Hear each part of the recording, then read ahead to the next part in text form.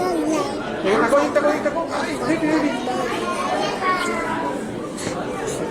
Ready?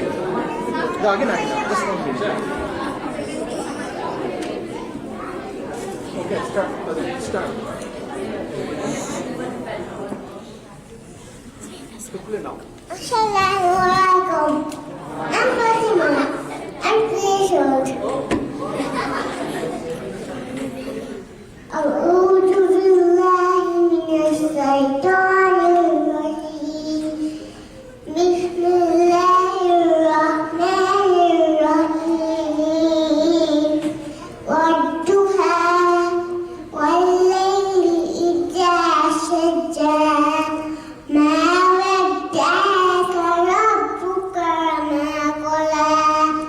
Wal-akhiratu khairun laka minal ula. Walasawfa yu'tika rabbuka fatarda. Alam yaj'al yatiman fa'awa. Wajadaka jalan fahada. Wajadaka a'ilan fa'agna. Wa amma salata qahar. Wa amma as-sa'ilu la tanhar. Wa amma bi nikmati rabbika fahaddis.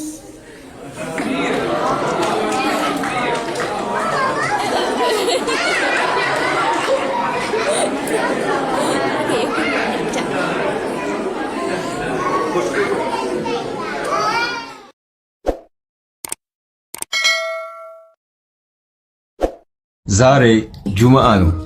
እንደምታውቁት ከሁሉ ጊዜ በላይ የሞት ዜናዎች በተለያዩ ሚዲያዎች በፍጥነት እየሰማን እንገኛለን። የግድያ ወንጀሉ ደግሞ አይነገር። አንዱ አንዱን ገደለ ተብሎ በደቂቃዎች ልዩነት ይነገራል። የንጹሃን ዜጋዎች ሞት ብርቅ መሆኑ ቀርቷል። ይህም በምልበት ሰዓት እንኳ እናንተ አእምሮ ውስጥ ብዙ ግድያዎች ትውስ ይላሉ። ይህን ሳስብ የነቢዩ መሐመድ ሰለላሁ ዐለይሂ ወሰለም ንግግር ትውስ ይለኛል። እንዲህ ብለዋል፣ ቅያማ ሲቃረብ፣ የፍርድ ቀን ሲመጣ፣ የዓለም መጥፊያዋ ቀን ሲቃረብ መገዳደሎች ይበዛሉ። የሰው ልጆች ይገዳደላሉ። ሟች ለምን እንደተገደለ አያውቅም፣ ገዳይም ለምን እንደገደለ አያውቅም በማለት ተናግሯል። ፈጣሪ ለምን እንደገደለ ለምን እንደተገደለም ከማያውቀው አያድርገን። ልባችንን የሞላውን ጭካኔ ያስወግዶ እዝነት ይጨምርበት። መልካም ጁማ ይሁንላችሁ። አቢ ወሚ ያ ረሱላላህ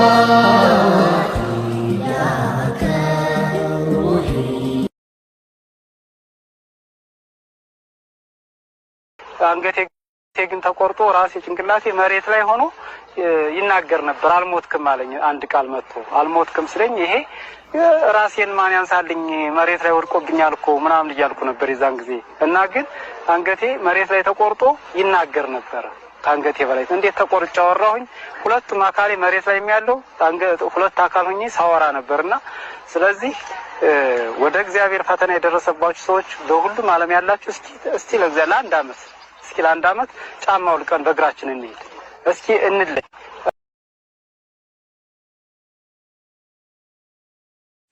ቢስሚላህ ወሰላቱ ወሰላሙ ዐላ ረሱሊላህ። ጌታችን አላህ ነው። ነቢያችን ሙሐመድ ናቸው። ሃይማኖታችን ኢስላም ነው። ኢስላም የነቢያት ሁሉ ሃይማኖት ነው። የሙስሊም መመሪያው ቁርአንና ሐዲት ነው። ላኢላሃ ኢለላህ ማለት ካላህ በስተቀር በሐቅ የሚመለክ አምላክ የለም ማለት ነው። ሙሐመዱን ረሱሉላህ ማለት ሙሐመድ ያላህ መልእክተኛ ናቸው ማለት ነው። አላሁ አክበር ማለት አላህ ትልቅ ነው ማለት ነው። ሱብሓነላህ ማለት ጥራቻ ለአላህ ይገባው ማለት ነው። አልሐምዱሊላህ ማለት ምስጋና ሁሉ በጠቅላላ ለአላህ ይገባው ማለት ነው። ላ ሐውለ ወላ ቁወተ ኢላ ቢላህ ማለት ጥበብም ኃይልም በአላህ ቢሆን እንጂ የለም ማለት ነው። የነቢዩ ሙሐመድ ስም ሲነሳ ሰለላሁ ዐለይሂ ወሰለም እንላለን። እናታችን ሆድ ውስጥ ሆነን የተንከባከበን አላህ ነው። እዚህ ምድር ላይ መተንም ከእናት ከአባታችን በላይ የሚንከባከበን አላህ ነው። አላህ የፈጠረን ለተውሂድ ነው። ተውሂድ ማለት አላህን በብቸኝነትና ያለማንም ተጋሪ ማምለክ ነው። አላህ በብቸኝነት እንድናመልከው ፈጠረን። የምንለምነው አላህን ብቻ ነው። ዱዓ ወይንም ጸሎት ማለት ለዱንያ ይሁን ለአኼራ የምንፈልገውን ነገር ከብቸኛው አምላክ አላህ ብቻ መለመን ነው። አላህን ስንለምን በምሳሌ አላህ ሆይ ዕውቀት ስጠን፣ አላህ ሆይ ከሽርክ ጠብቀን፣ አላህ ሆይ በኢስላም ላይ አኑረህ በኢማን ላይ ግደለን፣ አላህ ሆይ ውደደን፣ አላህ ሆይ የትም ቦታ አንተን ከሚፈሩት ሰዎች አድርገን፣ አላህ ሆይ የነቢዩ ሰለላሁ ዐለይሂ ወሰለም ሱና ተከታዮች አድርገን፣ አላህ ሆይ የጀነተል ፊርደውስ ወራሾች አድርገን፣ አላህ ሆይ የዱንያ ሕይወታችንን አስተካክልልን፣ አላህ ሆይ ከፈተና ጠብቀን፣ አላህ ሆይ ከቀብር ቅጣት ጠብቀን፣ አላህ ሆይ ሲራጥን በሰላም አሻግረን፣ አላህ ሆይ የነቢዩ ሰለላሁ ዐለይሂ ወሰለም ምልጃ ለግሰን፣ አላህ ሆይ ቤተሰቦቻችንን ጠብቅልን፣ አላህ ሆይ ሰላትን እስክንሞት ድረስ ከሚሰግዱት አድርገን፣ አላህ ሆይ ስነ ስርዓታችንን አሳምረልን። በዚህም ምናየን ለዱንያም ይሁን ለአኼራ ጉዳያችን አንድ አላህን ብቻ ነው የምንለምነው። የምንፈራው አላህን ነው። የምንመካው በአላህ ብቻ ነው። የምንሰግደው ለአላህ ብቻ ነው። ረዳታችን አላህ ብቻ ነው። የምንምለው በአንድ አላህ ብቻ ነው። ስንምል በምሳሌ ወላሂ ቢላሂ ተላሂ ወረቢል ካዕባ ወለዚ ነፍሲ ቢየዲህ ብለን መማል እንችላለን። ከአላህ ውጭ በማንም አንምልም። አላህ ይሰማናል። አላህ ሁሉን አዋቂ ነው። ሰዎች ባያዩንም አላህ ያይናል። አላህን በድብቅም በግልጽም ልንፈራው ይገባል። አላህ ይወደናል። አላህ ከአዛኞች ሁሉ በላጭ አዛኝ ነው። አላህ ከእናታችን በላይ ያዝንልናል። በብቸኝነት ተመላኪው አላህ ብቻ ነው። ሲያመን የሚያድንን አላህ ብቻ ነው። የሚያበላንና የሚያጠጣን አላህ ብቻ ነው። የሚንከባከበን አላህ ነው። የሚያሳድገን አላህ ነው። እንቅልፍ የሚያስተኛንና ከእንቅልፍ የሚቀሰቅሰን አላህ ብቻ ነው። ዝናብ የሚያዘንብልን አላህ ብቻ ነው። አላህ አያንቀላፋም። አላህ አይተኛም። አላህ አይሞትም። አላህ አይደክመውም። አላህ ልጅ የለውም። አላህ አልወለደም። አላህ አልተወለደም። ከፊል የአላህ ስሞችን እስቲ እንተዋወቅ። አራሕማን፣ አራሒም፣ አልመሊክ፣ አልቁዱስ፣ አሰላም፣ አልሙእሚን፣ አልሙሃይሚን፣ አልሐይ፣ አልቀዩም፣ አልዓዚዝ፣ አተዋብ፣ አሸኩር፣ አልዓሊም፣ አልወዱድ፣ አልሐኪም፣ ዙል ጀላሊ ወልኢክራም፣ ማሊክ አልሙልክ። አላህ የሁሉ ነገር ብቸኛ ፈጣሪ ነው። አላህ የሁሉ ነገር ብቸኛ ፈጣሪ ነው። አላህ መላኢካዎችን ከብርሃን ፈጠራቸው። አላህ የሰው ልጆችን ከአፈር ፈጠራቸው። አላህ የሰው ልጆችን ከአፈር ፈጠራቸው። አላህ ጂኖችን ከነበልባል እሳት ፈጠራቸው። እኛ የሰው ልጆች መላኢካዎችና ጂኖችን ማየት አንችልም። መላኢካዎችና ጂኖች እኛን ያዩናል። አላህ 7 ሰማይን ፈጠረ። አላህ 7 ምድሮችን ፈጠረ። አላህ 7ቱን ሰማያትና 7ቱ ምድሮች በውስጣቸው ያሉትንም በ6 ቀን ፈጠረ። አላህ ኩርሲይን ፈጠረ። 7ቱ ሰማያት እና 7ቱ ምድሮች በስፋት ኩርሲይ ይበልጣቸዋል። አርሽ ኩርሲይን ይበልጠዋል። አርሽ አላህ ከፈጠራቸው ፍጥሮች ሁሉ ትልቁ እሱ ነው። ከሰባተኛው ሰማይ በላይ ውሃ አለ። ከውሃው በላይ የአላህ አርሽ አለ። ከአርሹ በላይ አላህ አለ። አላህ ጀነትን ፈጠረ። የጀነት በሮች 8 ናቸው። ጀነት 100 ደረጃ አላት። ከጀነት ደረጃዎች ሁሉ በላጯ ጀነተል ፊርደውስ ትባላለች። የጀነተል ፊርደውስ ጣራዋ አርሽ ነው። ጀነት ላይ የሚጠጡ ፈሳሽ ምንጮች ሁሉ የሚፈልቁት ከጀነተል ፊርደውስ ነው። ጀነት ውስጥ ከሚጠጡ መጠጦች ውስጥ የውሃ፣ የወተት፣ የማርና የኸምር ይገኝበታል። ጀነት ውስጥ ታላቁ ጸጋ የአላህን ፊት ማየት ነው። አላህ ጀሃነምን ፈጠረ። የጀሃነም በሮች 7 ናቸው። የጀነት በሮች 8 እንደሆኑት ሁሉ አርካኑል ኢስላምና አርካኑል ኢማንን ደግሞ የኢስላም ማዕዘናት 5 ናቸው። አንደኛ ከአላህ በስተቀር በሐቅ የሚመለክ አምላክ እንደሌለ መመስከር እና ነቢዩ ሙሐመድ ሰለላሁ ዐለይሂ ወሰለም የአላህ መልእክተኛ እንደሆኑ መመስከር። ሁለተኛ ሰላትን ከነመስፈርቶቿ በአግባቡ መስገድ። ሶስተኛ ዘካን መስጠት። አራተኛ የረመዳንን ወር መጾም። አምስተኛ ሐጅን ማድረግ።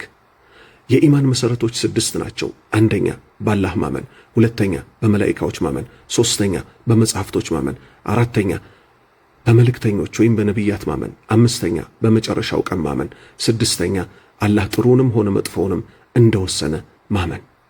የሰው ልጆች ሁሉ አባትና ነቢያት። የሰው ልጆች ሁሉ አባት ነቢይላህ አደም ይባላል። የሰው ልጆች ሁሉ እናት ደግሞ ሐዋ ትባላለች።